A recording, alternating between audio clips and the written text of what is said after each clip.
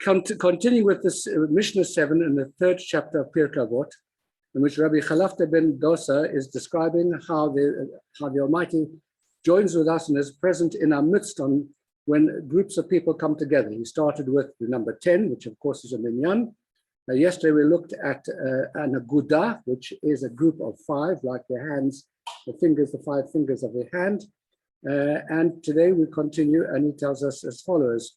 How do we know even if 3 people sit together, then the Almighty is in their midst? And the proof verse is Shneimar, because it says, "B'kerev Elohim yishpot," I will judge amongst, I'll be present amongst the judges. In the midst of the judges, he judges. So how does that tell us 3? Well, the answer, of course, is very simple. A Beth Din, there's the simple Beth Din, the smallest number of a Beth Din is made up of 3 people. And of course, when 3 judges sit together and they debate the law, and then they paskin to the person, that means, of course, that they are bringing the Torah into that environment. And once again, when you bring Torah into the world, you bring something of the Almighty's presence into the world as well. And then he continues and he says, and by the way, I've got no idea why he misses out certain numbers there. He started with 10, jumped down to 5, missed out 4, came to 3, and 2 and 1. We'll work on that. Presumably because they couldn't find Pesukim. I don't know. Never found the answer to that question. At any rate, the next number over here is Menayin Afilu Shnayim.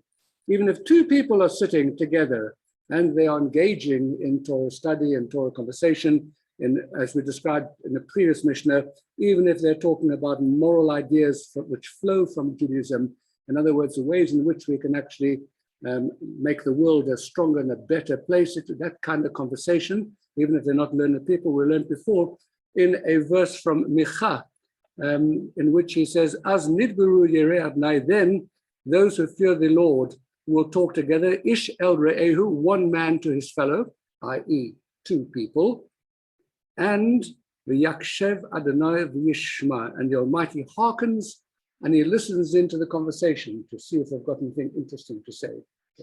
And that's what he brings over here as a proof that even if 2 people are sitting together, the Almighty comes and listens and is present. Now, it's really interesting that in this verse, sorry, it's from Malachi, not from Mecha, from Malachi, Prophet Malachi. Once again, in the fullest context of this verse over here, when we encountered it previously in another part of Pirkei Avot, we learned that this is Malachi speaking to the generation in which there has been a complete abandonment of any kind of engagement with Torah. He's talking to a generation that have lost the plot completely. And it's in that context that he says, but you know what?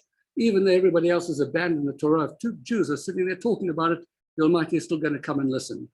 In this context over here, it's really interesting that we bring this pasuk, because there are other occasions when we learn that the Almighty listens. So, for example, when the people of Sodom cry out, the Almighty listens. When Abraham pleads for Sodom, the Almighty listens. There are other big moments, when the Almighty listens. And over here, Malachi wants to tell us that actually it's not always the big moments, the big high moments in Judaism, either when we are in desperate straits, or whether in a moment of a high, big moment that the Almighty is with us, that sometimes the Almighty is with us even in the small moments.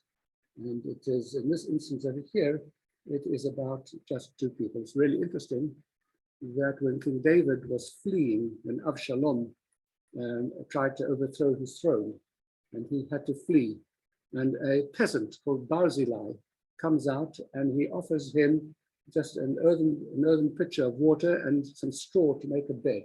Yeah. Now, King David is a king. He's used to having fine food, and he's certainly used to sleeping on a very nice bed, not just a piece of straw. On his deathbed, when he gives instructions to his son Shlomo, and there are a number of different instructions he gives in relation to some of his enemies, he also says that take care of Barzillai, because I remember the kindness that he did to me. And once again, we see over here that sometimes it is in the small things which are appropriate for the moment. Yeah? On other occasions, King David would have wanted something else. But here, in his lower state, this is what he needs. So sometimes you see therefore, that in these small moments of life, just 2 Jews sitting together and studying a bit of Torah in a quiet corner somewhere, minding their own business, etc. The big world is going on outside over there. Big things are happening. Yeah, where does HaKadosh Baruch Hu come and listen? He wants to listen into this little conversation over here because there's a precious connection between two human beings. Yeah, that's what's appropriate for this moment. Yeah, and that's why he's there. And it's a beautiful teaching, really. Yeah.